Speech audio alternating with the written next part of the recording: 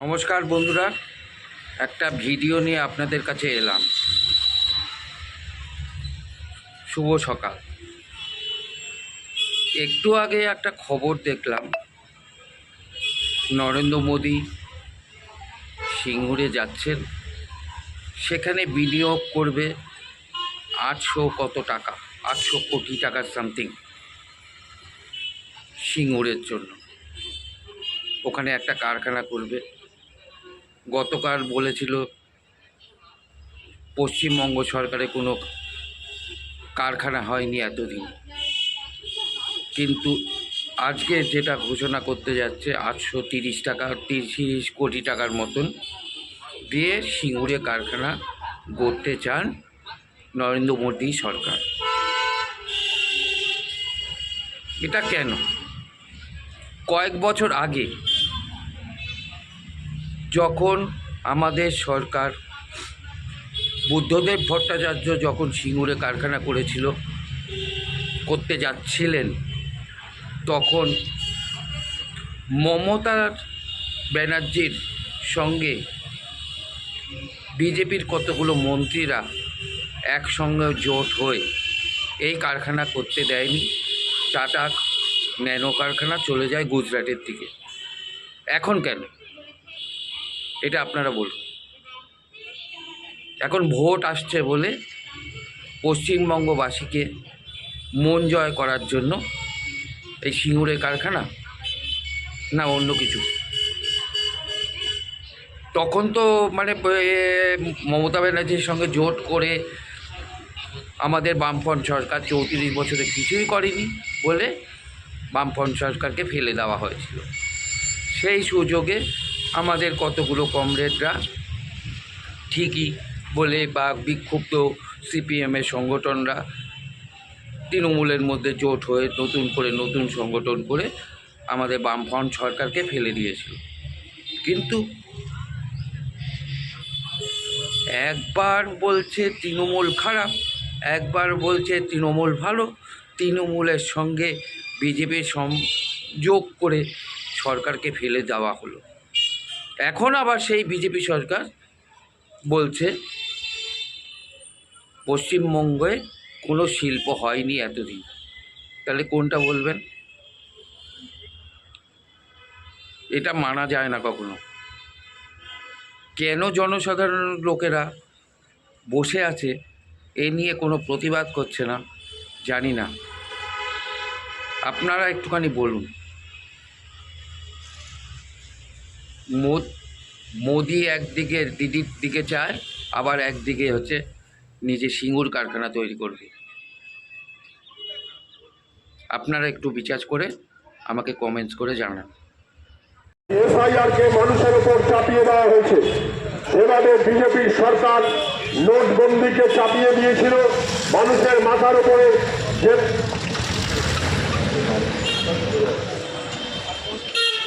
যেভাবে নোটবন্দি মানুষের উপর চাপিয়ে দেওয়া হয়েছে, ঠিক সেইভাবে এসআইআরকে চাপিয়ে দেওয়া হয়েছে। এসআইআরের প্রথম পর্বে সাধারণ মানুষ যখন ফর্ম ফিল আপ করে নিশ্চিন্ত হতে চেয়েছেন, ঠিক তারপরেই সেই মানুষকে হয়রানি করবার জন্য এই হিয়ারিং এর ব্যবস্থা চালু করে দেওয়া হয়েছে। আপনারা জানেন যে রাস্তায় ট্রাফিক পুলিশ গাড়িতে কেস দেয়, তাদের মাসিক একটা কোটা করে দেওয়া হয় যে এত টাকা কেস আপনাদের দিতেই হবে। আর ঠিক তেমনি কেন্দ্রের নরেন্দ্র মোদী সরকার তারা নির্বাচন কমিশনকে দায়িত্ব দিয়েছে, নির্বাচন কমিশনকে কোটা দিয়েছে যে পশ্চিমবাংলা থেকে এত লক্ষ ভোটারের নাম বাদ দিতে হবে। তাই দেখছেন 2002 সালে ভোটার লিস্টে নাম থাকা সত্ত্বেও সামান্য স্পেলিং মিস্টেক, নানান অজুহাতে সমস্ত মানুষকে হিয়ারিংয়ে ডেকে পাঠানো হচ্ছে এবং বিডিও অফিসে গিয়ে হয়রানি করা হচ্ছে। আপনি জানেন যে গরিব খেটে খাওয়া মানুষ যারা দিন আনে দিন খায়, যারা প্রতিদিন রোজগার করে তাদের খেতে হয়, তাদেরকে বিডিও অফিসে যেতে হচ্ছে রুটি রোজগার বন্ধ করে। গ্যাসের পয়সা খরচা করে বিডিও অফিসে যাবেন, ঘন্টার পর ঘন্টা লাইন দেবেন, তারপর আপনার নাম আর থাকবে কিনা ওই ভোটার লিস্টে তার কোনো নিশ্চয়তা নেই। কেন্দ্রের এই ফতেয়া জারি বাংলার মানুষের ওপর এক সর্বনাশের বোঝা চাপিয়ে দিচ্ছে। এবং আপনারা জানেন যে 2016, 2014, 2019 সাল, 2021 সাল, 2024 সাল বিজেপি বাংলায় পাতা করতে পারেনি, খুঁটি করতে পারেনি। বাংলা থেকে বিজেপিকে হটাবার শপথ নিয়েছে মানুষ। তাই 2026-এর নির্বাচনকে পাখির চোখ করে জেনুইন ভোটারদের নাম বাদ দেওয়ার ব্যবস্থা করছে বিজেপি। আর রাজ্যের শাসক দল প্রত্যেকটা বুথে 70 থেকে 100 জন ভুয়ো ভোটার, তাদের নোটলেস ভোটার, মৃত ভোটার, তাদের নাম বাদ দিতে চাইছে না। আমরা এসআইআরের কাজ করতে গিয়ে দেখেছি প্রত্যেকটা বুথে 70 থেকে 100 জন এইরকম ভুয়ো ভোটার আছে। রাজ্যের সরকার সেই নাম বাদ দেবে না। সেই জন্য অভিষেক ব্যানার্জির আস্ফালন, সেই জন্য মমতা ব্যানার্জির আস্ফালন। বিএলওদের ছেদ করছে তৃণমূল, বিএলওরা আত্মহত্যা করছে, এই নানান কারবার আপনারা দেখছেন। রাজ্যের শাসক দল তারা ভুয়ো ভোটারের নাম রাখতে চাইছে, আর কেন্দ্রের শাসক দল জেনুইন ভোটারকে বাদ দিতে চাইছে।